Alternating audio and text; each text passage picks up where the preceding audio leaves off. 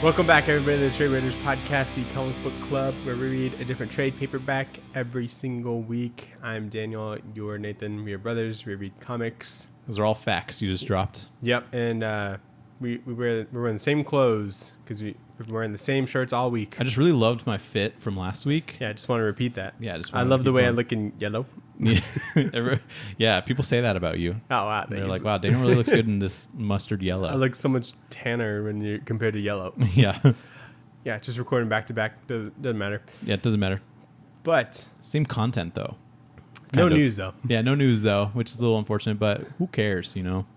In place of news, I figured we could talk about some of the best books of 2022 so far. We're halfway through the year. So what are some of our favorite releases, Nathan?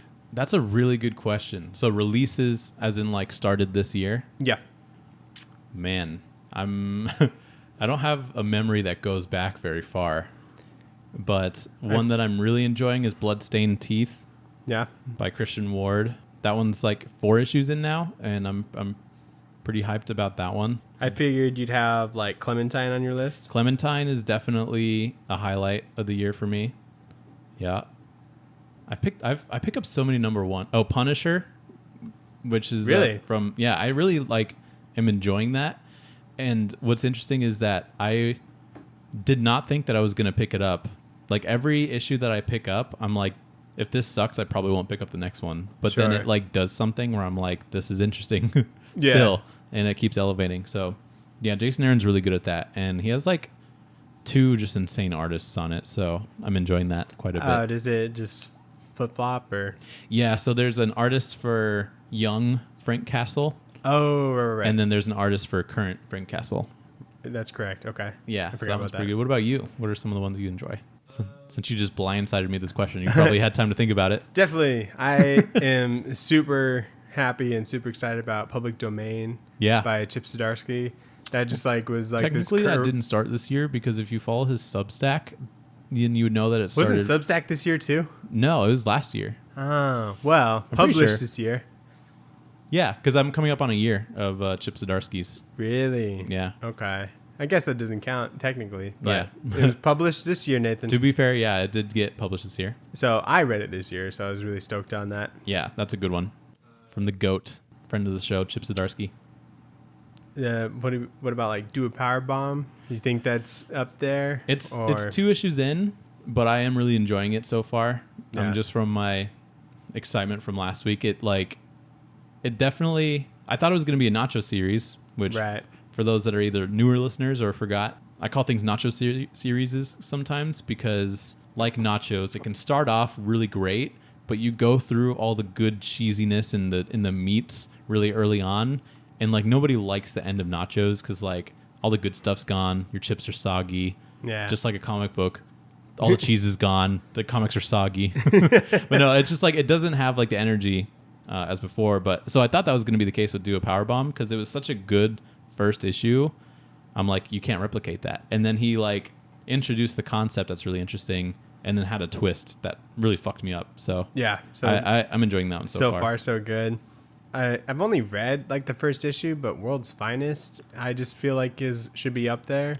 You haven't read issue 2 yet? No. Oh, but yeah, like it's just great. with how like refreshing it was, I just knew that the book was going to continue to be like that. Yeah. And so that's just the first thing that comes to mind, especially because the 5th one just came out last week. Yeah, it's definitely a good one because it's interesting because that has like no hook, like concept hook to it. It's just like good comics. Yeah, it's a lot of fun and great art. Yeah, which is mostly what I'm looking for. Dan Mora really does his best with that book. It's kicking really some fun. ass for sure. Yeah, I read issue 3. Issue 4 came out, which I need to pick up still and hunt down. Mm-hmm. I always miss that one at the comic shop. I've missed it twice now.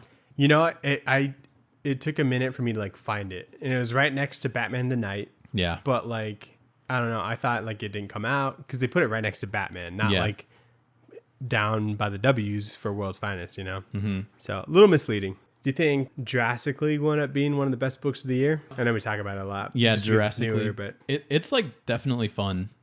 Yeah, because like it should be just like stupid, and it is stupid. but it's the best kind of stupid. Yeah. So I like that. I like that book a lot. For sure. Did Dark Knights of Steel come out this year? So it's on like 7 or 8. So I think it might be cutting a little bit close. I think it might have been like December. Gotcha. What about Black Hammer Reborn? That was one that came out this year. No, that was definitely last year.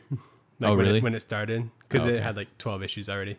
Gotcha. I'm trying to think. A lot of the things I've been picking up have been like ongoing. I've been like, the last couple years. I guess Saga started up again this year. Doesn't count. Kind of counts. It started like 8 years ago. Yeah, but it went on hiatus 4 years ago. So it's basically a new thing. Anyway. Oh, Human Target was this year. Number 1 came out this year. Yeah. Like you're looking at it. I looked up. Yeah. Okay. Because it's only on issue 6. And it came out like in January, I'm pretty sure. I'm pretty sure it's been on a hiatus longer than that, but. Nah. Okay. What's the furthest place from here? That's a fun one. That is a lot of fun. I'm behind like 3 issues, but Step by Bloody Step, that came out this year. It ended this year. Fucking amazing. I think we should read it or look at it at some point because it doesn't have any dialogue. There is dialogue, but it's like foreign language and stuff. Yeah, but like what they're saying, which is really interesting. But some of the best art I've seen this year easily. Okay, what else? Are there any comic books that you think should just never be adapted? Yeah, I think it will be very hard to adapt some comics to capture like the energy of it and translate it into, you're saying like into like a TV or movie. Right. Yeah, I definitely think so. I mean, that's also kind of hard too because animation I think has come pretty far. So something like a Spider-Verse, which you don't think would work on a big screen, works very well on a big screen, turns out. So yeah. So I mean, Saga is definitely one where Brian K. Vaughan is like, this is a purebred, pretty much comic book, even though it has a Taco Bell commercial. Yeah, I don't know if that counts. It does. Marco's in the real world. Yeah. What do you think? So Saga is like definitely that thing that first comes to mind, just because I don't think anything's in there unintentionally. Yeah. Like it's all like relevant. And I don't know if like when things are written for television, I don't think it would like translate directly. Like they definitely cut out some stuff, but and then just like it's just super wacky and just kind of, you know, the way like it's colored and stuff. I guess you could do in animation, but just when it comes to things like turning a page or whatever for a big surprise, like that's something that wouldn't hit the same, I guess, when it's adapted. Yeah. Especially as people that have read it, like we're going to be looking for things like that just to see like what's different, because there will be differences. They're not just going to be like, oh, let's just animate this book. You know what I mean? Also like the diary part of like their kid, I think hits different when it's like handwritten on the page rather than just like a corny little narration on TV. So there's like little things like that are pretty charming for Saga.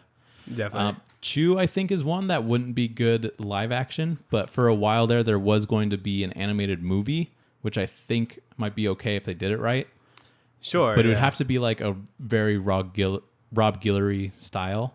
Definitely. Because like going from something like that and making it live action, I don't think would work too well. But and trying to give it like just because the fun of that is just how everyone looks. Yeah, you know what I mean? The silliness of it and like the style. The characters are almost defined by like how they look, and like their proportions and things like that. And someone throwing like tortilla chips might be kind of funny, but then like there's powers where people like throw up and stuff, and I don't know. It's like maybe that'd be funny live action, or like someone making a chocolate gun, you know, like or a chocolate sword. A chocolate sword, yeah. They probably just spray paint a sword or a chog. Like a chocolate.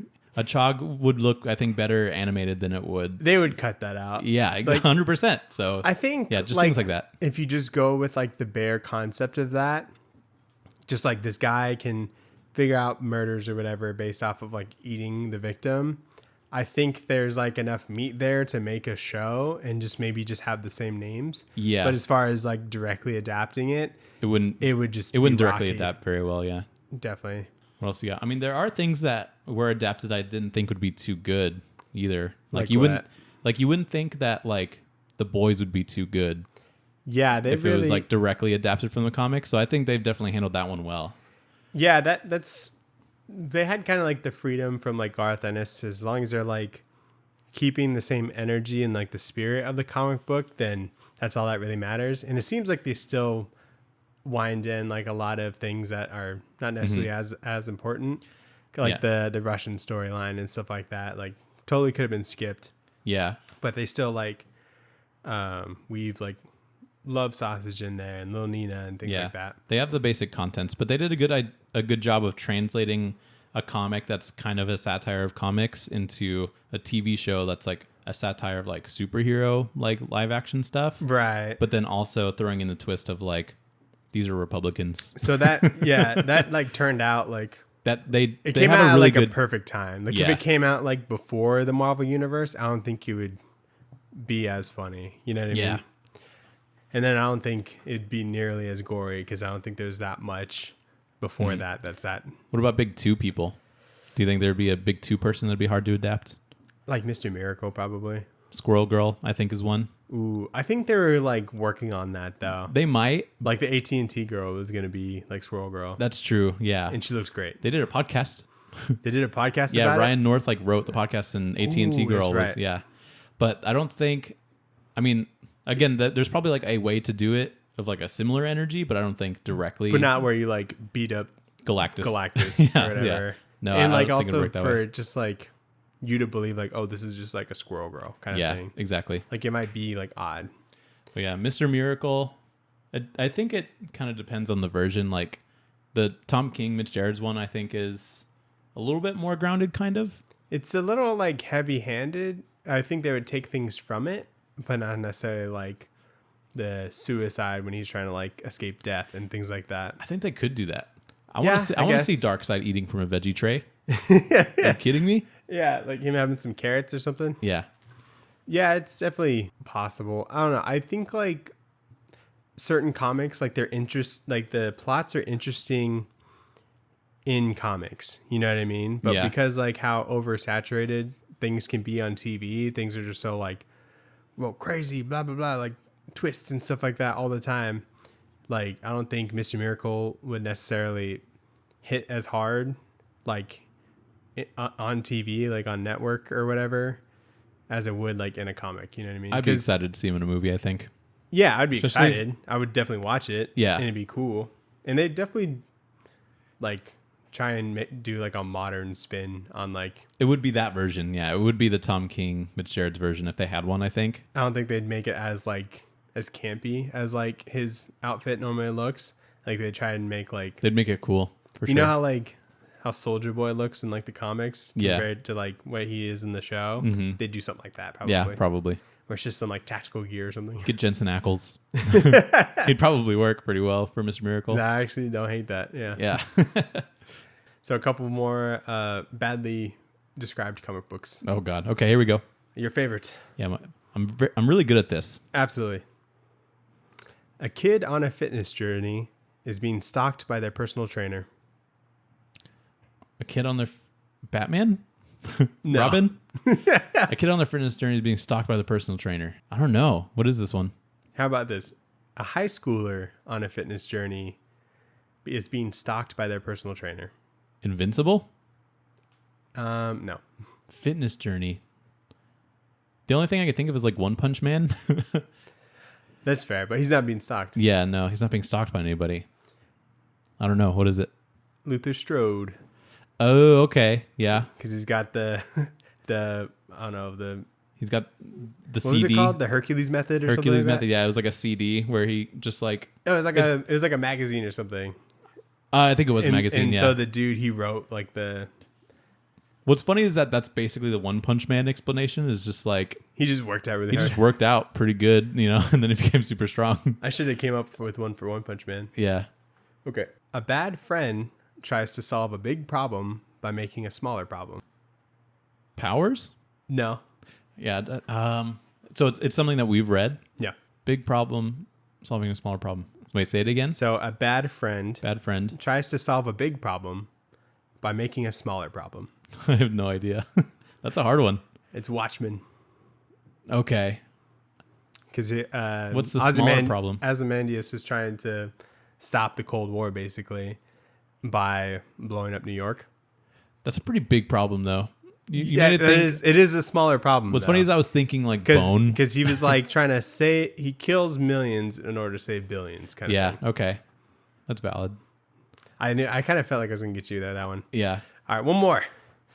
A man receives a gift and tries to find the guy who gave it to him. Receives a gift and tries to find the guy. So we haven't read this one, but you know of it. Okay, that helps. But we should read it at some point. Do you know if I've read this book? Like we haven't read it for the pod, but I don't think you have. Oh, you maybe have started it, but I don't think you've like. I don't know then. These are harder. You really leveled up because the other one's like little teenager gets bit by a spider. It gets bitten by an insect with 8 legs. All right, one more time. A man receives a gift and tries to find who gave it to him. Independent book? Yep. Or kind of. Yeah, mostly. Kind of. Mostly. So like the person owns all the rights. It's a Black Label? Very close. Icon. If it came out today, it'd be a Black Label. Vertigo. Why the Last Man? I don't know. How's that a gift? I don't know. Wedding Ring? No. So it's Preacher. Oh, okay. Tries to find God. He receives a gift, which is like the voice of God. Yeah, I have not read that or the one. word of God. Yeah. And then he tries to find God. Very the good. The man who gave it to him. Wow. I got your ass. Comment if you got any of those, because I definitely did not. Yeah, I mean, you watched the show, so I feel like... I did watch the show. I didn't finish it. How many seasons was it? It was like 4 or 5, right? 3. Really? Yeah. And it actually like ended. Like they like made it like wrap up. Good for them. Yeah.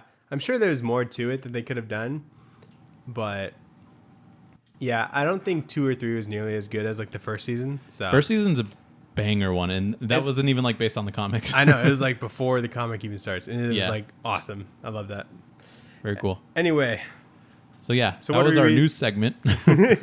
Instead of news. Yeah, so we'll just go into the book that we read this week then, which is Paper Girls, because it's coming out on Amazon Prime. It's a show. Pretty cool. What do we know about it? Do we know how many episodes or anything like that? Probably like 8 or something. Yeah, probably the typical Amazon thing. But it is by Brian K. Vaughan. Cliff Chang is the artist. Matt Wilson is the colorist. And Jared Fletcher is letters. And this book is pretty damn fun. And I could tell that Brian K. Vaughan really wanted to do like a period piece almost. Sure. And yeah, so it's kind of got like the Stranger Things vibes. And I think I tried reading this before because I already had it downloaded. Like I didn't have to download it. It was already downloaded. Because it was already on like Comixology Unlimited. I was like 20% of the way through it and I had like stopped. And I think it's because I tried reading it on a plane because you had recommended it to me. Because you've read the whole thing, right? Yeah. It's like 30-something issues. 27. 27. How would you rate this against other Brian K. Vaughan projects? Like 2. Okay, so just under Saga? Yeah. But above Y? Because you... Yeah, from like what I've read from Y, yeah. Yeah. I do like Y a lot. But I do put this above it. Just because like... Very nice. There's the coloring just gets me every time. Coloring is great, and it's just so much fun. And Cliff is really Brian K. Vaughan's really good at getting artists that have just incredible expression. Yeah, because there's like a couple scenes in here where expression is like everything to like understand kind of what's going on. Yeah, and I think that's really cool.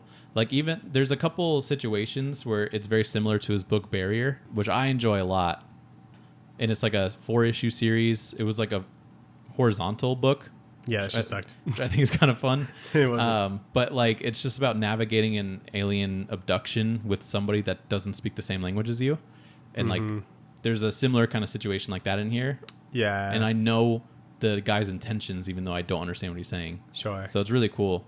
So yeah, really like banger art in here, especially the coloring. I think once you get like past the first issue, which is like oversized, I think you just fucking fly through the rest. He of this. loves a good oversized first issue. He loves a good oversized number 1. Yeah, and then because I think that's what I liked about the whole series is because I just like burn through it. You know what I mean? Yeah, he is really good at making like casual conversation where there's normally like exposition, but you're getting the same information, so it's a lot easier to read. Yeah, I appreciate that. Yeah, he's a great writer. I think a lot definitely happens in this book, like this trade specifically, but like the rest gets fucking crazy. Really? I'm telling you, it's like insane. I was thinking about just how tame this was compared to like the shit I remember with it ending. Oh. You know, I'm just Hell like, yeah. Oh my God. Like it was just like, and I had no one to talk to about it, so that kind of sucked.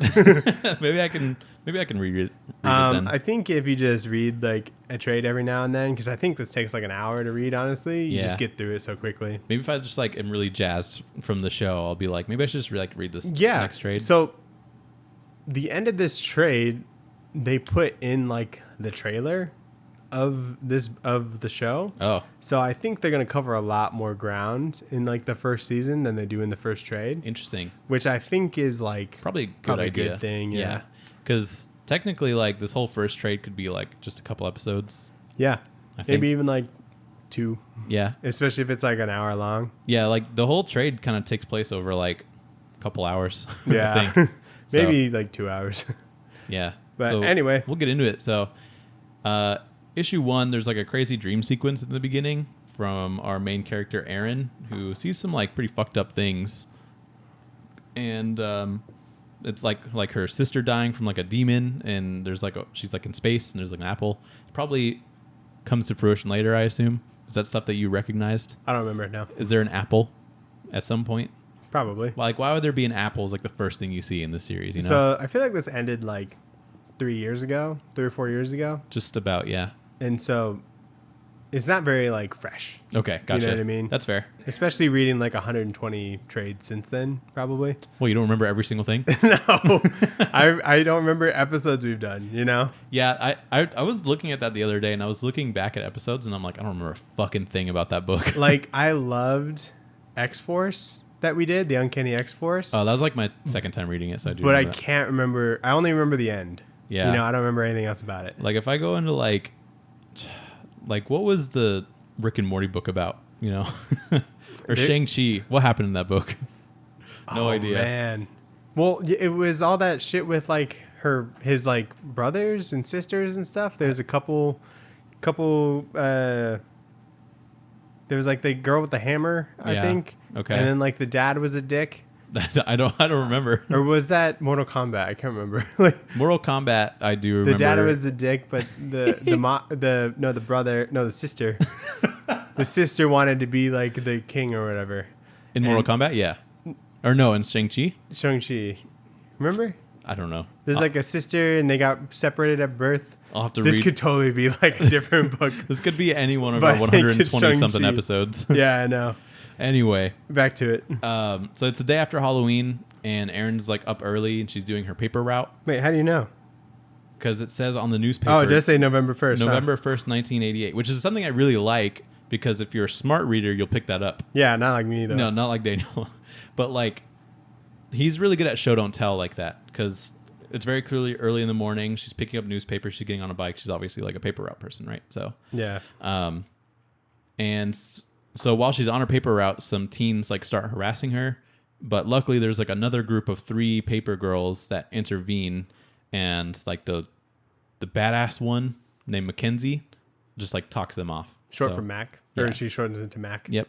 So why the fuck are these kids out at like 5 a.m.? Because it's their paper route. They got to deliver the paper. No, these kids that are just like throwing eggs and spray painting shit. Oh, it's the day after. It's like Halloween, so like night. So they were probably just like up. That's 5 in the morning, Nathan. Throwing eggs at things. I don't know. It's way too late and far too early. I think that's what was supposed to be the idea, is like they're just still out from the night before. Perhaps Partying.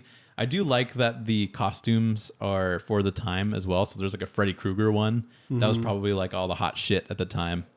Yeah. So pretty fun. It's also like there's also a scene with like a cop that's there, and it's clear that that cop knows like Mac, which is probably like plant like a seed for like her backstory later, but I don't know. Yeah, she just like gets into trouble kind of thing. Yeah. But the girls split into 2 groups to do their route so that they're not wasting too much time, and they communicate through a walkie-talkie.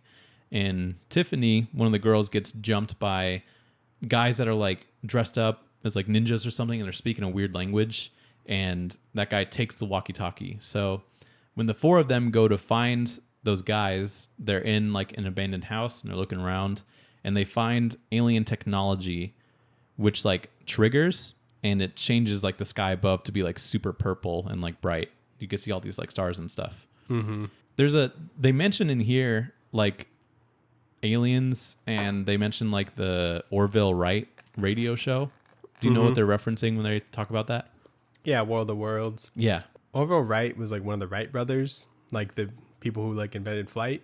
Oh, is it? Yeah. So the actual narrator of the World of Worlds like radio show is Orson Welles. Yeah. Okay. And so I get them confused. And that's like an actual thing. Like people actually thought Orson Welles wrote it. He narrated it. Someone else wrote it because it was a book first, and then turned into a radio show. And so actual people thought that aliens were abducting because of how good he was at like narrating. Yeah. So it was just kind of a joke. And people weren't like used to that kind of content either. Yeah, no. And so they're like, oh my God, there's fucking aliens around. Yeah. So, like, especially with they being on the radio, it sounds like something that could be news kind of thing. Yeah. I assume that it was almost exclusively news. Yeah. So. I think BKV was just kind of playing into like kids don't have that great of memory when it comes to like names and stuff like that, or like adult stuff.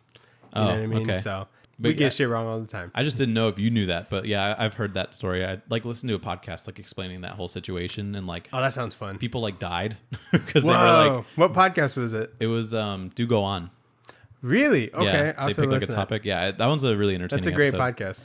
Yeah, and I love how like the coloring changes when they go into like the basement where the alien tech is. Like Matt Wilson is incredible. I love him. Like this whole series, like nobody. Since they're like outside, a lot of their skin's like blue and stuff, but you don't even really notice. It just like naturally like reads like they're just like outside at night. But when they go into like this basement, there's like the glow of like the flashlights and stuff, which I think works really well. So he's just great at what he does. But goated.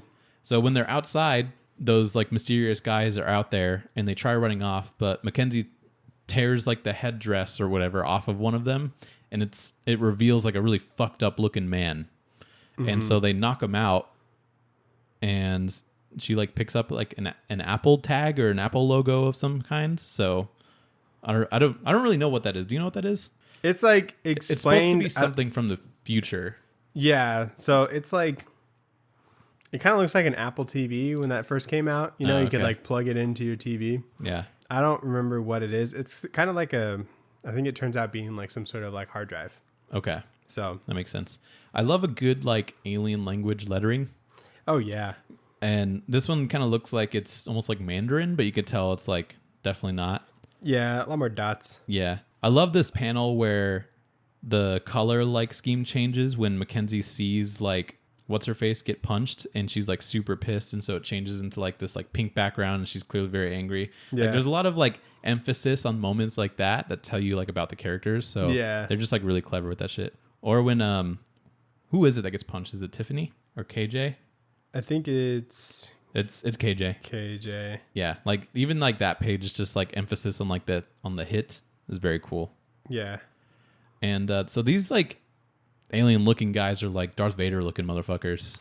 Yeah, pretty beat up. Yeah. It's kind of like they got weird tech on like their faces. Pretty ugly. Pretty like kind of like they look like British Chernobyl kind of guys. Like, yeah. You ever see the Chernobyl Diaries? No, I watched the Chernobyl show. Yeah, well, Chernobyl Diaries is like all these mutants that are still in that area and then come after you. Yeah, pretty much like that. Pretty good first issue. I mean, it's oversized, I assume, for the same price as like the issue 1, because that's what BKV does. Yeah. That guy's just a treasure to comics, honestly. Yeah. He wants us to be happy. Yeah. So in issue 2, the monster man with like the walkie-talkie gets killed, and another thing takes the walkie-talkie. So you're like, what the hell is that? We don't like see what it is, but you just know that guy gets killed. Yeah, it's like some sort of like beast, obviously. Yeah. And the girls go and group up at Aaron's house, and they find no one there. And they're like, what the fuck is happening in this like city? And they figure that the city has like evacuated. And so they come up with the idea to go to Mackenzie's house to protect themselves because there's a gun at her house. So they're like, let's just go over there. Real quick. I love how the character's hair is like inked.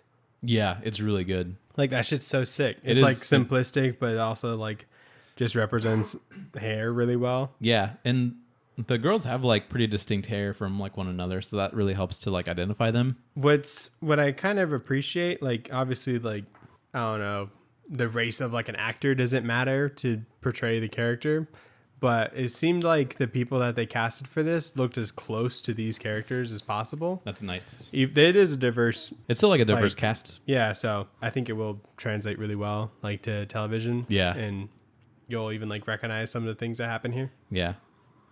So for KJ, they call her like KJ, like letters KJ, but I think her name is Kaje. It's probably just like pronounced like Kaje or something, right? I think she might have said, I read that. I think they might have just even shortened KJ to just like Cage. Oh, okay. So I don't know what her like full name is. I don't know either. Maybe it's like Catherine or something and she didn't like it. Could be. But while they're on their way to Mac's house, they see a classmate, Wallace, and he's like still in his Wolfman costume. But it looks pretty fucking real. Like he looks like a wolf man walking around, and they're like, "Let me just go touch him." You know, he's got a Guns N' Roses shirt on. It's not a real werewolf. I mean, but he could. I mean, it looks good, especially for 1988 when this is supposed to be. He looks like a for real werewolf. And do you remember when you were a werewolf for Halloween? We had it was just the mask and the gloves. I do, and I didn't look nearly as good as Wallace here. There's like suddenly like a storm that happens, and there's like pterodactyls or some kind of beasts that are swarming. And so they're like, where'd Wallace go? He just disappeared. That's weird. And then they go to Mackenzie's house. I just like love the effect of like the storm and like how pink everything gets. Cause it's like, man, there's clearly some cosmic shit going down. Mm-hmm. And that's awesome. But yeah, like the whole like vibe of the book so far, especially when like it gets super pink, I'm like, this is just like Stranger Things. It feels like, even though I haven't seen the show, those are the vibes I get. Yeah. It's very like what's going on. It's very chaotic. Mm-hmm. And like, especially with like the weird colors, you're just like so confused. Yeah. You know? So at Mackenzie's house, we see her stepmom, Alice, who like relapsed to drinking after Mac's dad like suddenly disappears when the weird storm happened. Mm-hmm. And her mom, clearly drunk, also has the gun and attempts to kill herself, but Mac stops her, but there's still like gunfire that happens and we don't know who it hits. So yeah. And I just really enjoy like figuring out more details about the whole situation like through these girls, because like we find out that like some people just disappear and we don't really know why. Yeah. And is it only guys that disappear? Because I haven't seen like a girl disappear, so True. It's like what's going on. But it's really interesting to see like the whole thing unfold. And this mom looks wasted. Oh yeah, she's super fucked up. Like the bags under the eyes and stuff. Like you could clearly tell that she's not okay. That just means she's old, Nathan. Well, it looks like they did that because she's drunk. That in too. Some way. Yeah, she thinks it's like the rapture, and like she's like, "Oh, your dad was a good person, and that's why he like vanished and went to heaven or whatever." And so she's like, "I'll just clear like your guys' sins," and she's like about to shoot those kids. And I'm like, "This is fucked." Yeah, like it could happen. And so, also great last panel where it just says bang every like over the last thing. So yeah, really good. BKV is real good with the end of issue cliffhangers. You know? So in issue 3, we see the guy that took the walkie-talkie. Wait, what am I writing? Oh yeah, the guy that ends up taking the walkie-talkie that killed the other ninja. He like wears like a suit of armor and he's riding like a dinosaur-looking thing. I'm pretty sure it's just pterodactyl, right? They don't look like that, I'm pretty sure. It could be a pterodactyl. It reminds me of like the bird from Up. Do you remember that guy? His face. The thing didn't even fly. It didn't fly, but his face looked like that. You know, so okay. It's like that. I think his name is Kevin in the movie. Oh, okay. If his face was on a pterodactyl's body, this is how I'll put both pictures up, and then we'll let the people. I could decide. be really wrong, so I could look really stupid right now. But, and this is just like a cut and paste pterodactyl, or it could be like Cliff Chang just cut and pasted Kevin's face and put it on a pterodactyl. Very but anyway, true. It is colorful that way. So yeah, we see this guy. And he's like running around. He like disintegrates some teens. So we're like, that's probably not good. But anyway, at Mackenzie's house, the shot doesn't hit the mom, doesn't hit Mac. It hits Erin, and she starts bleeding out. And like the mom disappears at this point. So Tiffany decides to drive them to like a hospital or something nearby. So they have to like, these kids that aren't very old have to like drive someone that's bleeding out to go get help. which is very stressful. But the reveal of like Aaron actually being the one that was shot, and it's just through like the stain of red coming from her waist. Yeah. Such a good reveal. Oh, it's great. And you don't even like really see a bullet hole in there because she's like wearing like a black cardigan thing. So it's like coming from behind that cardigan. Very, very clever. So while they're driving, Aaron's like bleeding out, and the man with the walkie-talkie steps out in front of the car and begins to offer his help. And the kids like get all sketched out. They're aiming the gun at him, and the guy gets shot, but it's not from Tiffany. It's from the monster men in black from before.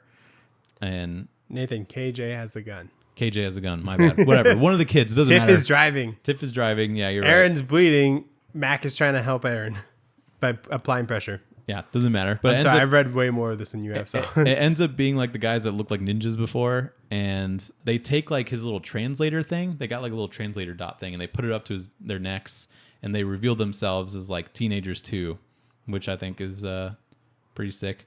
Yeah, I really like their like default language of like the people in armor. It's like a weird like gibberish, but you can understand like what they're saying. I think it's like in the future, like as you know, people get more like lazy and like there's just different kind of slang. Yeah. It turns into like that, you know, and so you can kind of pick it out, but it's clearly like just a different way people talk. It's very colorful writing, that's for sure. And sometimes you have to really focus on what they're saying to figure out what they mean. Right. But it's like it's not too difficult. So, but it sounds like they're talking like they're just Shakespeare, but like sending drunk texts. That's what I think it sounds like. Yeah. Because he's just like saying like all this weird stuff. Hold on. Know now how you lurked so long, but end credits for the lot masters. Your transgresses willn't beat, and then it gets cut off. But it's like weird language like that where you can kind of get the context of like, I don't know how you survived this long, but I'll probably kill you or whatever. So that moment where he gets shot is great because I'm like, you obviously think or led to believe that KJ shoots him, and I'm like, dude, kids are so fucking dumb. And then it's revealed that it's like the other guys, and I'm like, that's good. Yeah, I like that. And then they do the classic artwork in the in the panel. Love in that. The lettering. I'm a sucker for that. Oh, it's the best. Yeah, it's so good. And I think they kind of did one of these teens dirty because he's clearly more fucked than like the other guy. Like one guy's supposed to be like kind of like good looking, I guess. He's got a fade, and the other guy has like 100 chins worth of wrinkles, lumpy as shit. Yeah, big ass forehead. Yeah, large ass forehead. A comb over? Are you kidding me? So he got done a little bit dirty. Not even like a buzz cut or something. Yeah, or like a greasy ponytail. It's not good for him. He didn't get the good genes. Yeah. Also, their eyes are like triangles, or like their pupils are like triangles. Yeah, that's sick. Do you figure out what that is, or is it just like they don't really like explain like everything? You know, okay. Some shit's like, oh, that's different. You know what I mean? You just kind of roll with the punches, which is fine. Yeah, but I just like love the artistic choices. Like I just want to know more about them because it's like clearly these guys are kids. They clearly have some sort of tech on them. Why are their eyes triangles? Right. I also like how he has like the buzz like sides. And they just like crosshatch to like make that apparent. That looks like a fade. I think it's pretty clever. But in issue 4, there's another one of those guards in armors called Cardinal, and he finds like the last dude's body, and he calls up like basically the boss, and like tells him what's going on. What I like about this guy is like he's clearly like from the future or whatever, like pretty far into the future, but he still has like a Public Enemy shirt on. Is that like a band? Yeah. So that's like one of those like 90s rap groups. Oh, okay. I think Public Enemy is the one that like Flavor Flav is from. Oh, okay. Chuck D and Flavor Flav, and I think their biggest song is Fight the Power. Okay. So that's Public Enemy. That is a nice little detail then. I love band shirts. Yeah. Especially if it's like stuff that I know. Yeah. You know? It's like, oh, that's sick. Yeah. So yeah, there's like this old guy who's clearly like the leader, and so you're like, what's this guy's deal? But the two teens end up taking the girls into the sewer to like help Aaron, and they reveal that they're from like a different time, and like those guards murder people, and so like they weren't sure if like these guys were the bad guys or if those guys in armor were the bad guys. But they run into like this crazy monster. Yeah, it was like tracking them from the translator. Yeah, which I think is that's a very clever way to have action happen. Yeah. But then also put them in a situation where they can't quite communicate. So it's just like, it really doesn't like make the current situation like really any worse, but it really makes the dynamics a lot more interesting. But yeah, this thing's called Editrix. That's a sick name. Yeah. And they were kind of explaining how like time travel works a little bit, because they're like, oh, can we just go back in time and save your friend? And they're like, no, like your end is your end. And I thought that was cool. That is cool. And then they're like, what year are you guys from? They're like 13. Yeah, they're like 19 or whatever. Which is like, they're like, oh, we like restarted because we got everything just got so fucked up. Which is such a crazy idea. Yeah. It's like, oh, we're from 19. What? What are you talking about? Are you shitting me? There's like a BC 2 or or an AD 2. It's crazy. So this monster, what is that? How does that get there? It looks like just like this green booger. It's a COVID with TV screens. COVID's here. So like it wraps itself around KJ and it throws her into like this crazy like dream sequence or like a flashing life before your eyes kind of thing. That's Tiff, whatever. And it basically like shows her dedicating her life to like this game. Is that Brick Breaker? It looks like it. I don't know. Good fucking game. But I love how long of a sequence it is. Yeah. Because it shows her like picking up the game as she's like a child and obviously like grinding this game until she's like an adult. And then when she gets out of that sequence, she's like, I didn't even think I liked the game that much. Yeah. So I just wasted my life. Yeah, basically. And so, but she gets like tackled out of it, which is cool. And like one of the arms gets ripped off and it has blood. This thing has blood. Who tackles her? So Tiff got taken, so it was KJ that tackles her. Correct. I think I really just switched up those two. Like Aaron and Mac are pretty easy. Pretty easy, yeah. Yeah. Do you know what? The only one that I used to have straight was Mac for like most of the time reading the whole book. Yeah, especially like picking up month to month, I would not be able to remember names. Yeah. So the girls then follow like the future teen guys out into the woods, and they're confused on like how they're supposed to interact with them now because they just like talk in their native language now. Yeah. And so they take Aaron into like the pod ship thing from earlier that was in the basement and just unexpectedly like take off. But first, Nathan, in order to open the door, he's got to put his hand in the sphincter. In the time mushy. It is a weird way to get into something. It's so gross. By fisting it. I would never put my hand in that. I hope that's in the show.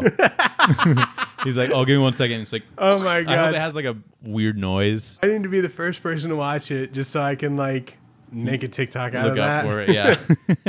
It's but what's interesting about this is that like this is one of those instances where we have no idea what they're saying, but just like his name is Heck. Heck's expression and body language is like, this is gonna look weird at first, but it's chill. Like, just trust me. It's like, calm down. Yeah, like it's gonna be okay. It'll be bad looking at first. We're helping. We're both getting in this time machine with her. Yeah. So even just hang on a sec. So even though it looks really bad, I like had full faith in them. I was like, she's gonna be fine. And then they just also the way that they just dip out of there. This ship leaves and it like turns into goop, or something. It doesn't have like jets. To like take off. It like turns into a symbiote and fucking squirms out of there. It splooges out of there. What is that? That's such a crazy idea. Yeah, it just like slithers through the air. Yeah. Like, I don't know. It's fucking crazy. So going into issue 5, Aaron wakes up in that ship thing and Heck and the other guy that's uglier is there. And they put like a bunch of mechanical bugs all over her that are like fixing her wound, her like gunshot wound. Yeah, they're which is real scary. They're in what's called the Wen house. Okay, what is that? It's not a warehouse, right? Oh, Wen house. It's a Wen house. That's a really fun idea. I didn't catch that. I like that a lot. So, are they just like in a space that's like outside of time? Yep. Love that. It's pretty simple, right? Yeah. The Wen house. They're not at any point in time. Yeah. Just that's where they keep all their shit. It's like a interdimensional U-Haul, like storage. Self-storage. Self-storage. That's funny. That'd be nice. It's like in games where it's like a loot and shoot and you can put guns or whatever in like a thing and then you can go into a different save and go to that same box and the thing's there. Right. That's what I think. I guess this would be nice if like, say like you buy like a comic, you read it, then you can put it in the Wen house and then go back to it like 30 years in the future or whatever. And then it's like still in pristine condition kind of thing. Oh yeah, I guess I was like, that's just a warehouse. Yeah, no, but it's no, like, if it's still, but like, it'll still be like condition. just a couple hours old or whatever. Yeah, true. So the girls, like back on Earth, they meet Cardinal, who's that girl armored chick, and they stick at the. Okay, hold on. Who is this? What girl is this? This is Tiffany. Sticks up the gun and like aims it at her. Right. And the guard like calls her bluff and it's like, you're not gonna kill a person. And so Tiff's like, well, I'll shoot your weird fucking Kevin pterodactyl thing. And she's like, oh fuck, all right, you got me there. And then Mackenzie like takes her staff and like knocks her out with it, basically, by accident. She like accidentally like blasts triggers it, yeah. She has no idea how to use this thing. So she knocks her out. And so when Cardinal wakes up, she calls the old man and he's like, for fuck's sake, I'll just like go do it myself, basically. But it's like a smart move on Tiffany's part to like aim the gun at like the bird thing. Mm-hmm. And she's like, I won't kill a person, but I'll kill your fucking animal. Yeah. I have no idea what that is. I don't like that shit. Yeah, and I'm like, that makes sense. And so Aaron and the guys stay like in stasis in like the ship for a while. And Aaron is like the only one that ends up surviving. But when she leaves the pod, it's like back in time in like the basement where they originally found it, which is where the girls were like, we should go back to that thing, see if that'll help. So they're all together now, but outside is the old man, and he shows up with Cardinal, one of the weird birds too. And then the pod explodes and it jumps the girls into the future. Looks like 1999 probably. Wait, how does this happen? Oh, I think she presses the little apple thing and then it makes like the pod explode. Oh, okay. And then like the whole house is just like zapped out of there. Yeah. In that weird goop. So they don't have to be inside of it, it seems like. Like, I don't know how they got jumped because they weren't inside that pod. I think it's like when they touched it, or I don't know. Good question. They were shocked by it in the beginning. Like, you could see like their skeletons. So maybe they were just like tied to it in some way. Right. So maybe something like that. But I don't know. But they get thrown forward into the future. And then they meet like the future version of like Aaron, who looks like, I don't know, an adult now. Yeah, it's adult Aaron. Yep. Nathan. Pretty crazy. Another character quiz. Okay. All right. So, shit. At the bottom of this panel, you can see there's only 3 of the girls. Oh, fuck. Who is missing? We're missing Aaron, aren't we?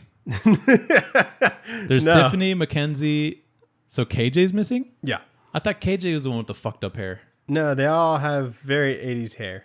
Fuck. But no, KJ's got... Oh, no, because Aaron says, my name's Aaron Tang.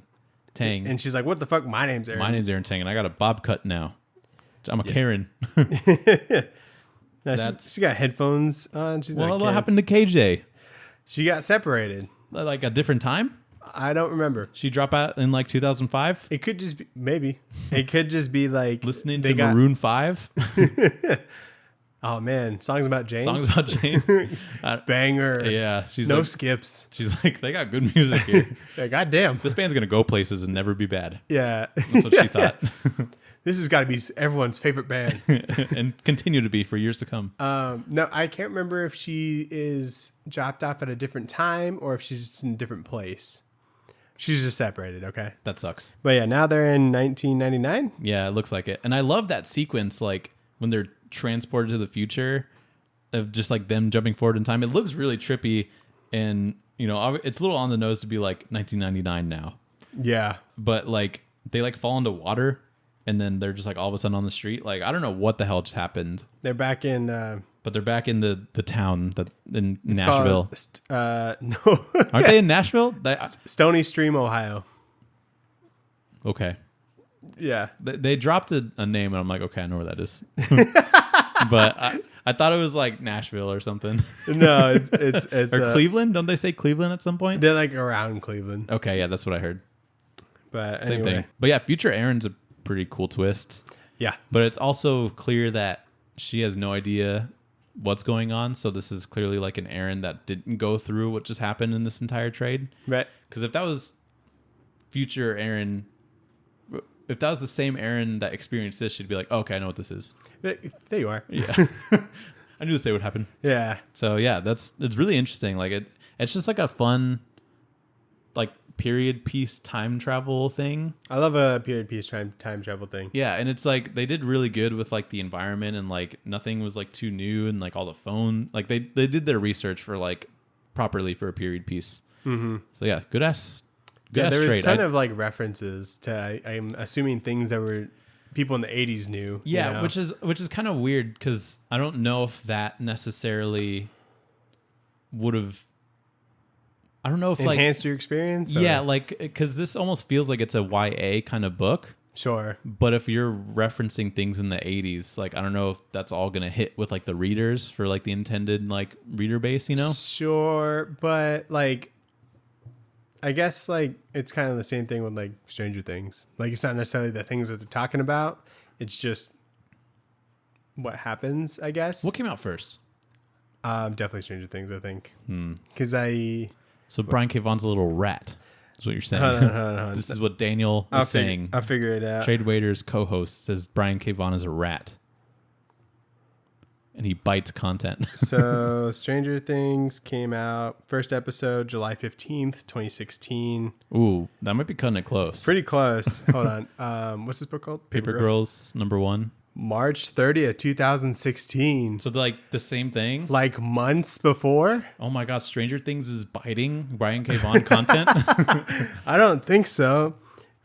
But that's crazy, isn't it? That's wild. Same year? I bought basically this a couple months apart. It's like when Red Hood and fucking Bucky Barnes, like as Winter Soldier, came out basically like a month apart. Did they? That's crazy. Because it's basically like the same idea. Like legacy character comes back, he's bad. Yeah. Shit. Person who never comes back to life. Yeah. People who stay dead.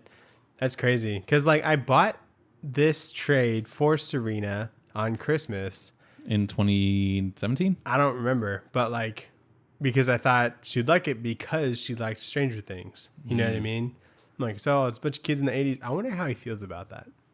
I wonder if he's like salty that like Stranger Things is super... Dude, I don't know. Because now that people that see like Paper Girls be like, oh, this is the same thing as Stranger Things or whatever. Stranger Things, yeah. Except without the time travel or whatever. I wonder if it'll be better. I will probably like it way more. Just because I'm biased. But I wonder if Amazon picked this up because like we just need our own Stranger Things. Perhaps. I'm so excited now. Right? I want to see internet beef if anything comes up. Like I want to see if there's... If everyone's like, this is a copy, I'm like, you're such a clown. You're so... actually... Get wrecked. You've adjust your glasses. Actually, Paper Girls came out 3 months before Stranger Things. Yeah. That's crazy. 4 months. Dan, let's get into Back Matter Matters. Back Matter Matters. Nathan. There's no Back Matter. Fuck. Why? You know, I was about to buy the complete series, like the omnibus, but I didn't because it's $50. I just didn't have the cash. And also Ash didn't have it. Just so that we could have back matter. But yeah, no back matter. Just goes straight to the... It's just this is all the back matter we get. It's just a very nicely colored blue page. Good blue there. Yeah. It's a great blue. It's like a... I love these covers though. Like they had I think the covers in between each one, or like they have some... I think so. Yeah. The covers were always like very neon, like, I don't know, just very interesting. And like obviously grabs your eyes. So I think they always did very good with that. Yeah, it's definitely like the most colorful and I guess like more stylized like kind of take on the characters and stuff. Just like kind of letting Matt Wilson like have some fun with some colors. Yeah, that guy's the best. Love him. So what would you rate this, Daniel? Nathan, I rate this a Caniac combo. Oh, nice. Extra toast, no slaw. I'll rate this extra sauce. I'll rate this a box combo because there's 4 attendees that come in there and there's 4 girls, but there's extra toast, extra cane sauce because it's all the good stuff. Right. And then it turns into a 3-finger combo at the end when they lose KJ. Yeah, when I eat one. And on this, because the what is it called? The box combo? Because the box combo isn't the biggest size, I'll also get a side order of large fries as well because I like this book that much. It's a very good book. I think people should check it out. But yeah, I'm excited for Paper Girls. Sometimes when you order like extra sauce on like Postmates, You'll just get like one of these just full of sauce. What? And it's fucking disgraceful. I've gotten like... You could dump like your whole piece of toast in there. Just to like drench it. Have you ever seen done those? That? No. Yes, you have. You just lied to me. Wouldn't just now. you? Then you don't have to keep dipping. I can't believe you've done that. I can't believe you haven't.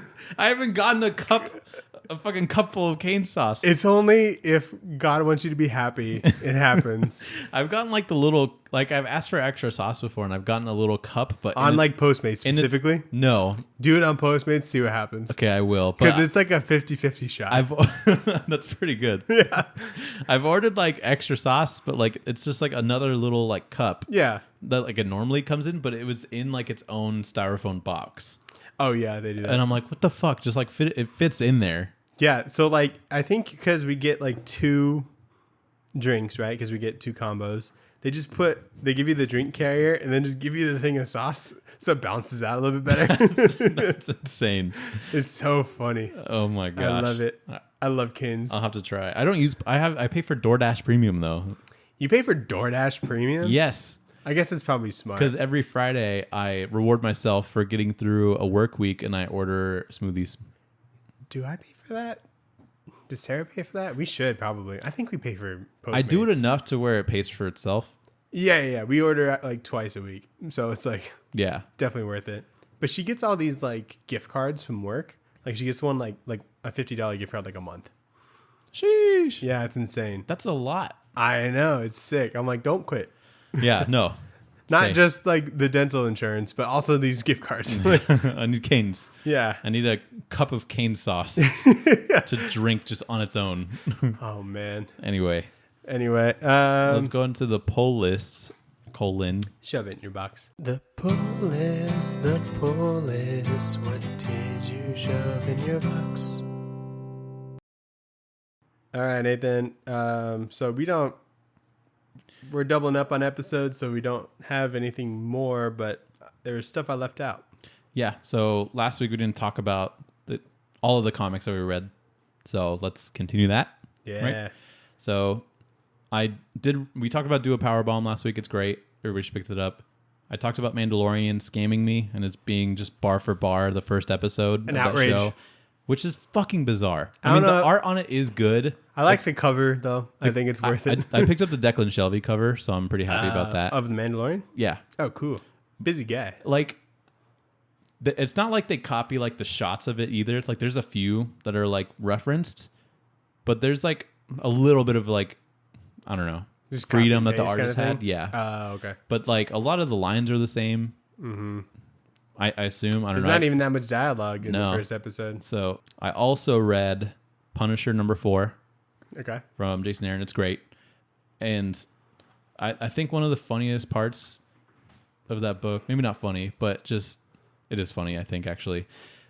So his wife gets brought back to life by the Hand. Oh, okay. And that's why Punisher is working or is leading the Hand, is because they brought back his wife and maybe they can bring back his kids too.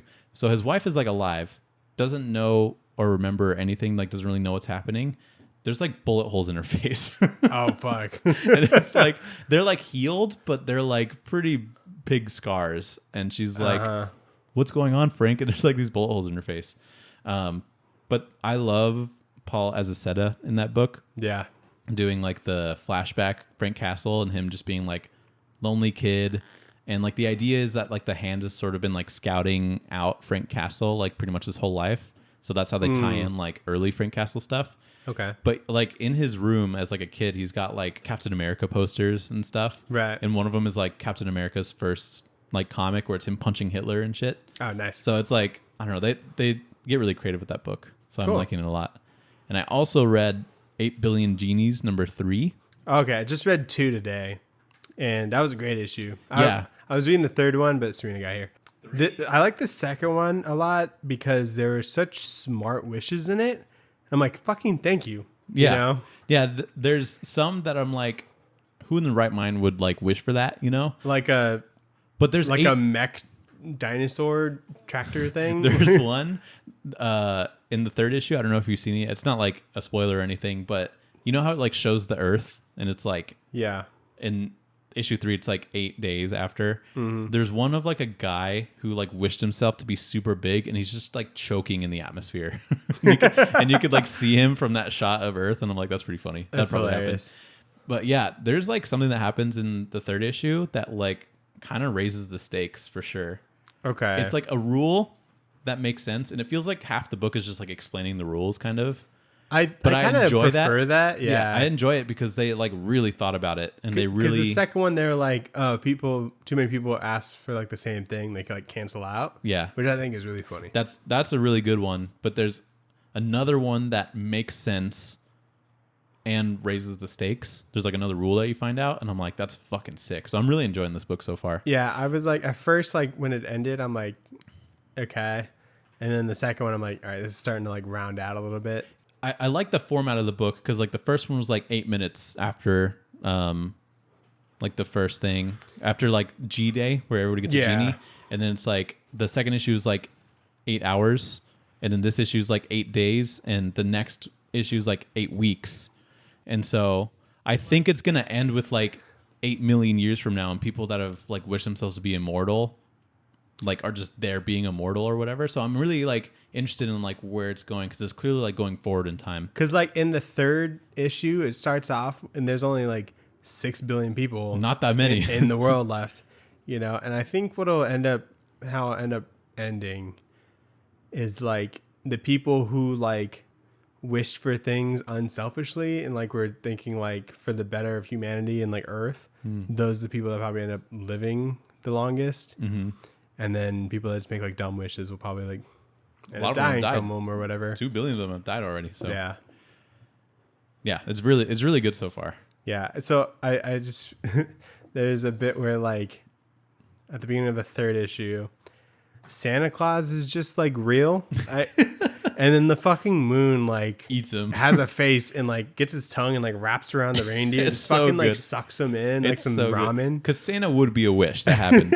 Yeah. And like that'd be my wish. That's incredible. Yeah, it would be immediately. And so I was like, oh, that's just the fucking moon. And then it zooms out on the Earth, and the moon has like the face. There's multiple Earths. I don't know if you caught that. Oh, there's like a second one. Yeah. I'm like, what is going on? That's the page where like the guy's choking. Like he's like, really I must big. have missed that bit. There's a lot that's like happening to the Earth. It'd be cool if like there could be a non-consequential wish to where you can. It just makes like space travel like a lot easier. You know, maybe like. Not like make everything closer, but I guess just like make it easier for us to like explore stuff. Because that'd be sick, I think. Yeah, but I just like how time is like changing what the Earth like looks like, you know, because everybody's getting their dumb wishes out of the way, and after 8 days, like a lot of the dumb ones are going to be done. Yeah, like the Earth has like legs, and then and there's like a chunk missing out of it. I'm guessing that's where the billion came from. Like, missing. And so like. It's very clear that you're going to see more and more smart wishes as you go on. So that'll be interesting to see as well. Like, what are the smart wishes that people made?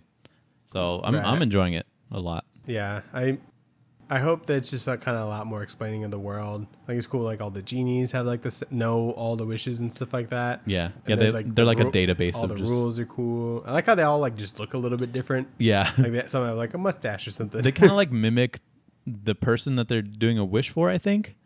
Okay. Like the basic features, like if someone has like a mohawk, that genie will probably have like a mohawk too, you know? I like how they clap for like the good wishes. Like, yeah, that's a good one. Yeah. Because like the dad wishes for like the mom to come back or whatever in the bar. And they're like, yeah, good stuff. Yeah, very good. I think you'll enjoy this third issue then. For sure, for sure. What else did I read? I read the next Chainsaw Man chapter. Nice. I'm just going to stay up to date on that one. Was it fun? And it's a lot of fun. How often does that come out? This one was like a little boring. How often does it come out? Weekly. So like all manga like comes out How many weekly. pages? This is like each chapter. Like 20? That's bizarre. Yeah. Dude, people are on the grind set over there. Well, like normally the first one of like a manga is like 50. So it's kind of like BKV. Okay, yeah. You know? I read a couple other mangas because I have a buddy who's a big nerd. And he told me about this one called Mashal. Okay. Like the main character's name is Mash. I don't know. Sure. And it's called magic and muscles. I'm sold. And it's a whole world. It's like a Harry Potter world. Everyone's like a wizard or whatever. Everyone's magical. And they kill the people who are not magical. So that, So are they hunting people that aren't magical?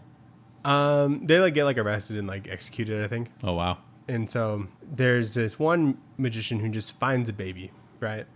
And raises him up. And all he does, like when he grows up, is like train him to be like super strong. And he trains like every day. And he's just like, it's kind of like, it reminds me a lot of One Punch Man. Yeah. Because he's just insanely strong. And then like he goes to like the town where he's not supposed to be and eats like cream puffs. And then like there's like marks on their faces that let them know that they're magical or whatever.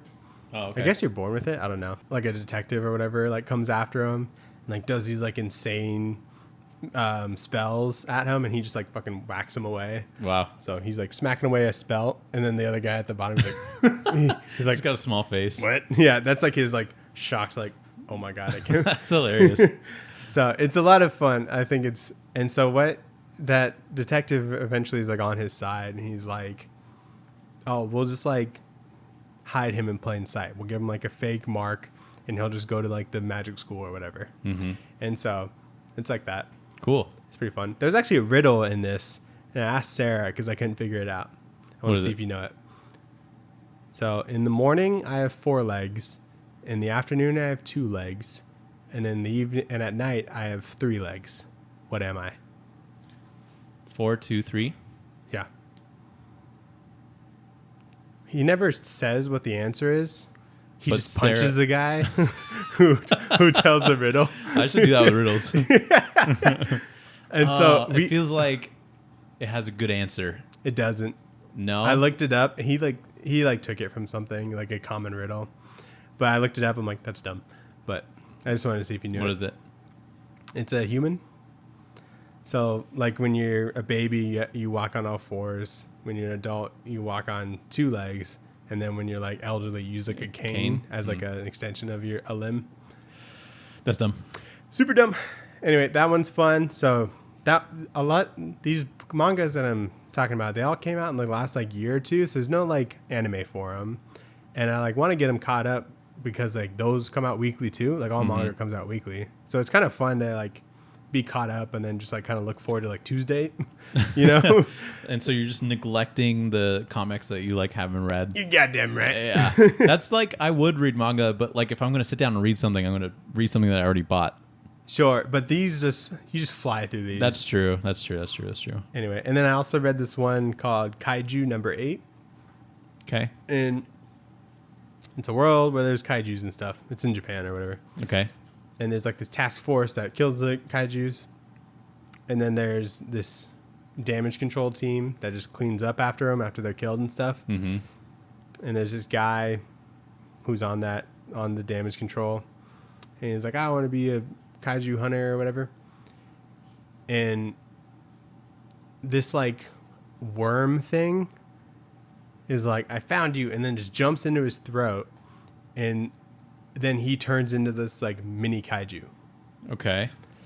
And so he's got like the strength to like fight these other kaijus. And it's pretty cool.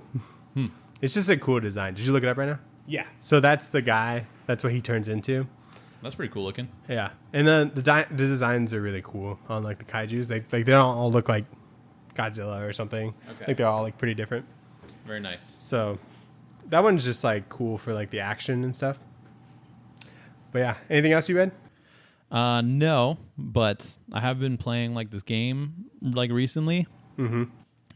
And I've kind of gotten like addicted to it, which I haven't like done in a while, but we love unhealthy addictions. It's like a really simple game too, which is what like kind of draws me to it. But it's called Super Auto Pets. And what it is, it's like an auto battler. And so basically like when the goal is to have, you get 5 pets, and each of the pets have like a amount of like attack and an amount of health like assigned to them. And each pet has like its own ability that it can do. So one, like for like a mosquito, it'll like just randomly do 1 damage to one of the pets on the other team. So basically like you just want your 5 pets to be better built than like 5 pets on the other team, and you get just like random teams that you go up against each round, and you have to try and get like 10 wins. Okay. And there's like couple dozen pets, like probably like 30 or 40 like in total, but they come in like different packs. So like, and they come out with a weekly pack like every week that has like a different like amalgamation of pets in like the pack. And it's really interesting to see like how they synergize with each other when you like get them on the field. So like there are some pets that will like, when they die, they'll like summon something else.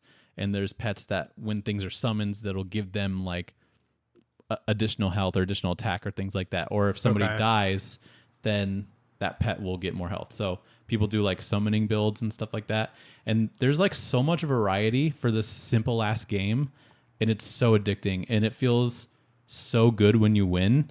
Because I probably win like 1% of the time. Is this on like Xbox? It's on PC. Like you can get it just on your browser if you just search up Super Auto Pets. Like that's how it's basically a Flash game. Oh, wow. But it's also an app, which is how I play it. Oh, on like your phone? On my phone, yeah. I'm like an old person on their phone. So it's like a strategy game kind of? Yeah, it's like a strategy game. So like the order of like the pets matters depending on like what their abilities do and like how they synergize with each other and like their other abilities and stuff. And there's so much variety and counters to like basic builds. So like a summoning build is like the most brain dead one in like the Super Auto Pets community because it's just boring. Mm-hmm. But there's so many good counters to that so that you don't have to worry about getting shat on by like a summoning team every time. Okay. And one of my favorite things about the game is that there's a sloth character, but... Is that one of the pets? That's one of the pets that you can get. There's like a bunch of animals. There's like rhinos and like dinosaurs and stuff. Anything that can like is an animal is pretty much on there, it feels like. But this pet has a 1 in 10,000 chance of appearing like when you're rolling for each round. And it has no abilities. And the description for it is, Sloth has no special ability. It's kind of lame combat-wise, but he truly believes in you. And it is my fucking goal to win with a sloth because of how rare it is and so how you've much... gotten a sloth before. I've gotten a sloth twice. But you haven't won with one. And I choked the bag every single time. So it's 1 in 10,000, you said? 1 in 10,000 chance that you roll a sloth. So you've played at least 20,000 matches? No. I've rolled a certain amount. Every round you get like 10 coins to like find a pet. And a pet costs 3 coins. So like if depending on like the build that you're going for, you can just roll a bunch of times and like hope that you randomly get the pet. So you roll to get the pet? Correct. So you don't pick the 5 pets. You don't pick them. No, they like are randomly like you roll for them. Basically. So it's like a luck kind of thing. It's very luck based, and you have to try and figure out how to adjust your teams based off of like the kind of pets that you're getting. So you know how like Yu-Gi-Oh, you like you shuffle the cards. Like you know what pets are in there, and you're just hoping for. Based off like what kind of pets you're getting, like you build out your team from there. You try and get 10 wins. It is so good, and I recommend that you download it. It's really fun. Me? It's anybody. I think it's really fun and really simple. They're like so. Do you 5-minute games. Play online? Yeah, you can. And I follow this dude on Twitch named Kino, and he's like the guy that I follow because he's really fucking good at the game. And how do you like good at like a luck based game? It feels like it would just be a coin toss. But it's not. And he makes like meme builds. Like he tries to like have the dumbest team possible and like still win the game. And he's really good at it. And I have no idea how. So like he'll win with like a team of just like 5 puppies. Like there's no other pets, just 5 puppies. And the way that he does it is just like incredible. And you'd think that I would just be able to like copy that, but I can't because I'm either not that lucky to like get 5 separate pets or like I can't scale them up high enough to beat like the random other team that I'll just be going against. So it's a bizarre game, but it's so good. So I think it's really fun. And if anybody plays it, let me know. Yeah. But it's a good ass game. And it is pretty popular. It's not like this like random ass game. Like there's a lot of people playing it. But it's you don't have to convince me that you're not alone. It's something that I've just been addicted to because it's just so simple, so aggravating, but so good. For sure. And it like keeps interest. And like a lot of people achievement hunt. So you get achievements for each pet that you win with, and each pet that you win with that ends up being level 3. Like there's a leveling system in the game. And so people try and win with a level 3 pet for every single pet. So it like gives you something like strive for, kind of. Okay. So like just the developers did a really good job at the game. So that's something I've been just casually doing in like my free time sometimes. We watched a movie called The Do-Over. Okay. This one was interesting because I think it's like the one Adam Sandler movie that I like more than Sarah. Oh, wow. Yeah, I know. That's huge. It's a Netflix one. Everyone has every reason not to like it, but I just Is that the basketball one? No, that's Hustle. Oh, okay. I did like that one more than her, but that wasn't really like, an Adam Sandler movie. Yeah. So this one is like where Adam Sandler and David Spade are like old high school buddies. They meet up at like a reunion thing, right? And David Spade like hates his life. He's like managing like a bank that's like in a grocery store. And he just like he hates his life. And what Adam Sandler does is like he fakes both of their deaths. Okay. And they like run away. And like go to like Puerto Rico or something. Why? Because they hated their lives. And then they just like escaped, basically. That's wild. And I guess he's like a coroner or whatever they do at a morgue. Okay. And so he basically found some bodies that were unclaimed. He figured out who they were and then just like took their lives, basically. Wow. Yeah. They both had like bullet holes in them. And so he just like neglected to acknowledge that. He was like, that's probably nothing. Yeah. And so this is like one of those like adult, like it was probably like rated R if it came out in the theater. Mm-hmm. And it's just very strange to have that kind of like humor and the like the crudeness of it coming from like an Adam Sandler movie. Because the rest of them were like PG. Did it still PG-13. feel like Adam Sandler comedy, but it was just rated R? Yeah. That's kind of fun. But some of it I'm like kind of cringy just because like he just kind of is cringy. yeah, but it was still pretty good. I was like relatively entertained, and it moves really fast.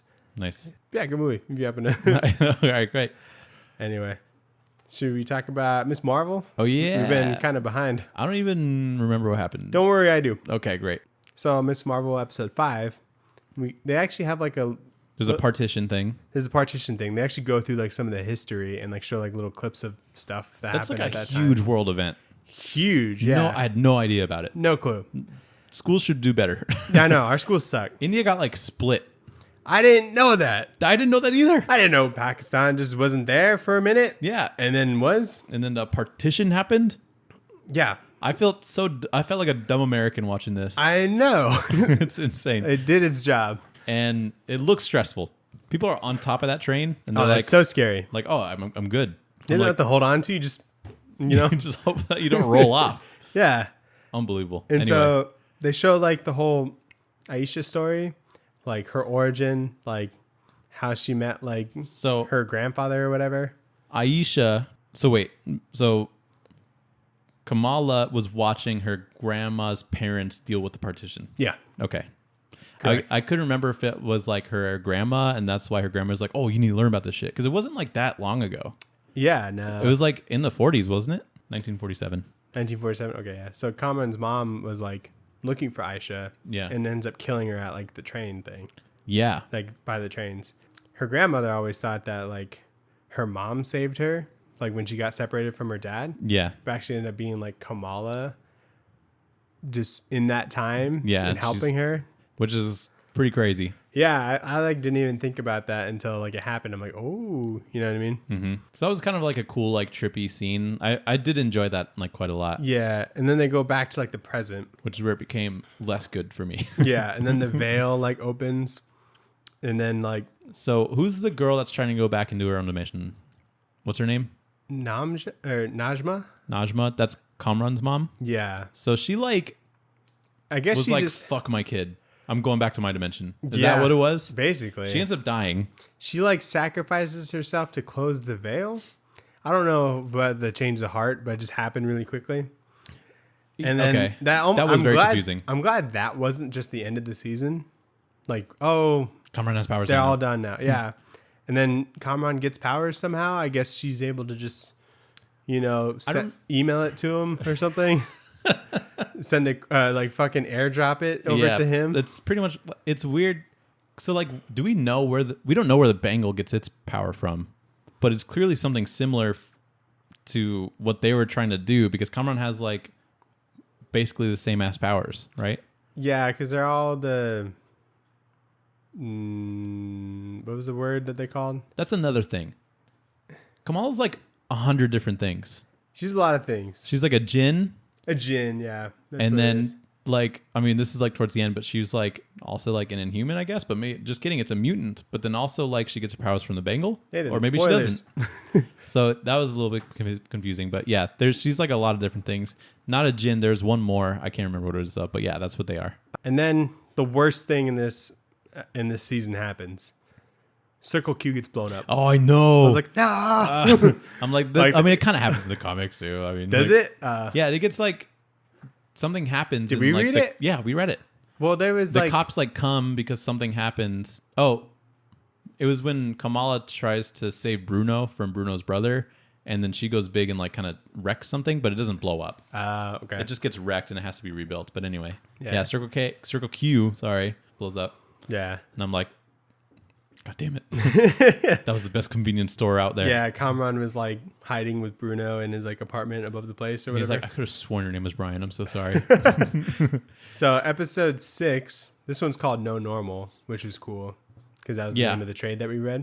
And so Kamala just like, when they were closing the veil, her mom and her Nani or whatever, they just like show up and they were just there and they're like, wow, you know, and then it seemed like it would be a bigger reaction. Yeah, like mad, confused. And then she ends up telling the rest of her family. I love that part home. Actually. Yeah, they couldn't keep it a secret. Yeah, they're like, what? Trying to be surprised. Yeah.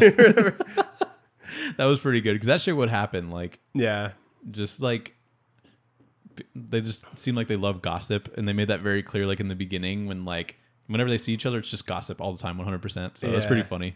And it ends up being that like her mom gives her like her costume, which is kind of nice. Why does she not help with cosplays up until that point? Yeah, her shit looked like trash. She made a sick ass suit. Yeah. It works very well. Very good design. Like she's basically like a fashion designer because of how sick that shit looks. That shit looks durable. Yeah. So she's way better than her daughter who actually cosplays. So, yeah. She must have been like silently judging her for every cosplay that she's done. Like, this is trash. Like, what the fuck are you doing? Yeah, she's got to learn on her own. Yeah, but it was a good costume. What was funny is like, so she finds Kamran and Bruno, and then they go to the high school, right? Because damage control is coming after him. Right. And then like her brother just shows up, and she's like, Mom said to look after you. And she's like the fucking superhero. Yeah. And like, it's just like, her brother's like a couple years older than her. And that's pretty like, funny. It's supposed to just protect her. Yeah. I like that a lot. That was pretty funny. In general, like I liked that where'd they get the same sweatshirt, first of all? Like, is that just like in the high school somewhere? Who? Because they were all acting like the person that the damage control was looking for, and they all had like the red sweatshirt or whatever. Maybe it's like a uniform kind of thing, like something like the track team gets or something. That's true. But it just feels like I'm not saying that like every Marvel show has to have like a villain, but it seems like they didn't really know what was going on with Kamran really, because at like some points, at the very beginning, you're like, I like this guy, I'm a little suspicious, and then it's like, oh, he's with an evil family, so he's bad, and then he's like, oh, I'm actually not part of that evil stuff, so I'm good, and then he gets then they go through the high school stuff, he's still good, we kind of like him, and then it's like, oh, I'm going crazy because I have this power now. And it's like, what is going on with this character? Sure.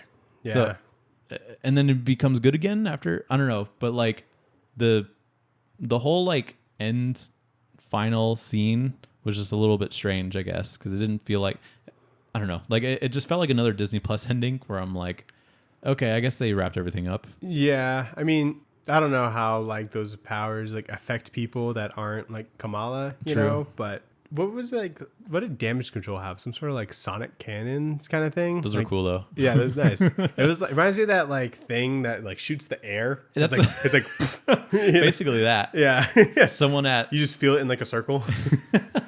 Someone at damage control is like, I could do this. It seems like those shits are so annoying. They were so hard to get to work. Yeah. Your arm was like fucking shot after a couple tries. It's like 100-pound bow. Yeah. But it's like, it's clearly it like does some damage because it like knocks Kamran off the bike or somebody off the bike at some point. Like that should have to be so loud though. Yeah. So it's interesting, but and then what was cool? There's like this last big fight scene where it's Kamran and Kamala fighting like damage control or whatever, and they get knocked over, and Kamala says "Embiggen," which is cool. Yeah. So I feel like that seemed like she had it prepared when she kind of just figured it out in the comic, but. I feel like that wasn't the bangle giving her that power. Ooh. Because Bruno's like, you got something in you. And I'm like, oh my God, it's in humans. And then he's like, it's like a mutation. And I'm like, she's an X-Men? I mean, I guess like they can still, I guess because they use that word, it can be redirect you to thinking like, oh, they're making her a mutant kind of thing. That's probably what they're doing. Like, when like Terrigen Mist like gets to people, that's going to change their cells too. Yeah. And can also be considered a mutation. I think they're just going to go X-Men route because they don't have to do Terrigen Mist. I mean, they got like Black Bolt, so they're just going to make him and all of those people mutants if they ever come up again. I just think it doesn't necessarily matter whether she's an Inhuman or an X-Men. I guess not, yeah. Just as long as... But why switch it? Because I just don't think they want to focus on Inhumans really that much, and... Surely there's going to be more X-Men probably coming up soon. So I think that's why they did it that way.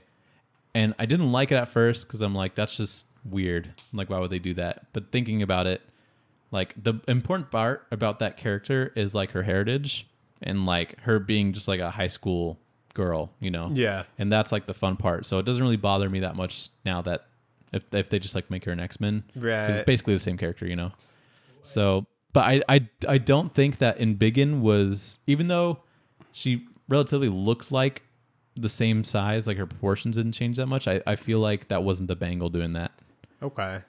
But it was a little odd when her limbs got huge, but like her head didn't like get proportionally bigger. It looked like almost it looks like almost her hand changed a little bit, but it was nice to see some version of like stretchy Kamala. Yeah, that's what I was looking for. Even if it was like a light construct, it still looked kind of fun, I guess. It's also funny to just see her like run around, like not at any like incredible speed, but she's just like above everything, just like jogging. Yeah. It must be very tiring. My buddy, he was like, he watched like the last episode before I did. And I was like, I heard a spoiler, and he's like, and he went like that, like to show like an M, right, for the mutant thing. And I heard like a spoiler that there was a mutant in it. Right. Or just like a clickbait thing. And she went like that. I'm like, is fucking Wolverine in this? That would be insane. And so I was like, and then I watched it and like no mutant pops up. It turns out that I guess she is a mutant or whatever. And no, I was very wrong. I was like, no, that's like an M. Imagine this is the show that Wolverine comes in as. Of all things. Yeah. There is. Did you watch the after credit scene? Yeah. Okay. That's the first one that you've actually watched, it feels like, of these. Yeah, I know, because he told me to watch it. Yeah. So do you think that she's morphing into Captain Marvel, or do you think that Carol Danvers switched spots with her? So at first I thought she like shapeshifts. Yeah, shapeshifts. But she looked very confused to be there. Like she looked around and was like confused. That's what I think. And so I think it was some sort of like swap thing. Like a weird tether. Yeah. Thing. Yeah, I agree. It looked like it was Carol Danvers being confused and not Kamala as Carol Danvers being confused. Right. So we don't really know. So yeah, Kamran rages and escapes. Bruno goes to Caltech. The whole like superhero name thing, like how she comes to that conclusion, it just kind of seemed forced. Wasn't it her dad saying like Kamal means Marvel? Yeah. That's how it was in the book, wasn't it? Kamala means like perfection, and she was Miss Marvel just because in like the comics or like in the Marvel universe, Carol Danvers used to be Miss Marvel. You know what I mean? Okay. So I guess it kind of that's just how they explain it. It didn't bother me too much. I don't know. I was just watching it, I'm like, Anyway, but good stuff. Pretty good. Solid show. Where'd you rate this against other Disney Pluses? I don't have like a list. I wouldn't. How would you rate it just overall then? Like, overall, like, did you think it was like incredible? Was it good? Was it just all right? That was like good. Like I had fun with it. I was looking forward to it when I watched it. Obviously, I would have changed a lot, but I think it was good. I think I probably wouldn't recommend it to somebody that doesn't all do Marvel stuff. All of it, yeah. Yeah. I think Sophia might like it. Sure. I think that she would relate to Kamala quite a bit, but I don't think it ends super great, so I kind of hesitate to have her watch it. Yeah. But it's probably better than most of the other Disney Plus shows. I don't know. But it does have the same problem where it feels like it doesn't end incredibly well. So. Yeah. But enough. I think it's great. I'm excited to see that character again. That's for sure. Yeah. I like that she's established now. Yeah, we'll see her in Young Avengers or something probably. So the Marvels. Well, yeah, we'll see it in the Marvels, but we'll see her probably again after that. I wonder what plot. No idea, because those 3 characters that are supposed to be part of it could not be further apart from each other. It feels like. Is that where they're gonna have the Skrull stuff, or is that Secret Invasion? Secret Invasion, at its core, a comic story, is a Skrull story, but there could be Skrull stuff in the Marvels because Captain Marvel had Skrulls in it as well. I hope it's something else, just some well-known Captain Marvel villain, I guess. Whatever that might be. Whoever that is. Yeah. Anyway, Nathan. Pretty good. What are we gonna read next week? What are we gonna read next week? I have no idea. You know what comes out next week? What? Prey. Oh, yeah. Let's do a Predator book. Yeah. Fuck yeah. Do you want to do Archie versus Predator? How long is that? 4 or 5 issues. Is it good? There's a sequel. So it must be good. It must have been pretty banger. I think that makes most sense. I do eventually want to do Predator versus Batman because I heard that that's genuinely a good comic. Oh, I mean, we can do that. So the thing with Archie versus Predator is that it's not on Comixology, and you can't purchase it for a decent price. You have to basically torrent it. Archie versus Predator #2 is on Comixology. Yeah, that's the sequel though. That's volume. But that's newer. That's volume 2, Nathan. That's going into Civil War 2 or probably not as good. It's reading Paper Girls Volume 2. Okay. You'd be so confused. Wait, so there's a Batman versus Predator. I don't know if it's on Comixology. Hold on. So I just looked up Predator books on Comixology, and there's not a lot. Damn it. Yeah, there's basically nothing. So how would we read Archie versus Predator #1? We would have to do illegal things. Find it illegally, yeah. Which we don't condone. I don't condone that. So you don't want to do it? I guess not, right? Okay. That's sad. Maybe some other time, I guess. Yeah, we'll when the next Predator movie comes out. Next time around. Dang. Okay. Okay. I thought there were more Predator comics. It looks like it's all just aliens versus Predator, but I'm not super into that. I don't think. Yeah, that sucks. There's so many alien ones, Okay. There is just Predator, which is a Dark Horse one, but isn't that the new one that's coming out? No. All right. Backup plan. You know what comes out on the same day as Predator? What? The Sandman. Really? We should probably do that then. That's definitely more of a comic book thing. Yeah. I can't believe our first option was Predator. I just they come out on the same day. I just put them in alphabetical order, Okay, so what? Just Sandman book 1? Yeah, it's volume 1. Because I don't know if it has It's Sam Keith? Yeah, dude. Look at those fucking covers. Oh, fuck. Oh, wait, no. Sam Keith is the Max guy? Yeah. The covers look like Dave McKean, which I think it is. Right, yeah. So, Preludes and Nocturnes? Is that volume 1? Yeah. Yes. 30th anniversary edition? I think that is Dave McKean. That means some. God damn, it's 236? Hold on. I guess that a lot of that was probably back matter, right? No, volume 1. Oh, it's 8 issues. Sheesh. That's fine. Yeah, I mean, we read 11 this week. So not book 1, but volume 1. Hopefully, there's a lot of back matter. But it is 8 issues. Dang. All right. This is it, Nathan. We've been pushing it off long enough. Fuck. We have to do it eventually. This book, I'm sure I'll enjoy, but it seems like one of those books that's very artsy. Maybe but if it's Sam Keith, but it very 90s Vertigo. 90s Vertigo artsy, which is peak good. Vertigo, but also a little lengthy. Good Vertigo, not my vibe every time. You know, sometimes I just want Batman as a dinosaur. Yeah. And not Sandman. But we'll see. This is probably just like a goth kid's wet dream. You know? Yeah, exactly. I saw like a deluxe version of this, or maybe it's an omnibus or something, and it came in this fucking huge, like giant size, like leather bound book, like hardcover. I've seen it. Yeah. And it had like the ribbon like bookmark, and I'm like, this is so douchey. I don't know. It just felt like a book. What, you think you're better than me? I was like, what the fuck? Why is it so big? You got something to prove here? Yeah, come on. I don't know. I just saw it and I'm like, this just looks like a lot. And it would take a long time to get through. I would be fine never reading this book. But I know. Maybe I'll change my mind by the end. At this point, I felt like I was going to get to it eventually before the podcast started. And then I just figured we'd get to it eventually. Yeah. And this is eventually. Episode 121 or something? Yeah, something like that. So 122. So maybe it could be opening a new door for us. It could be really good. And I am looking forward to the show much more than reading this.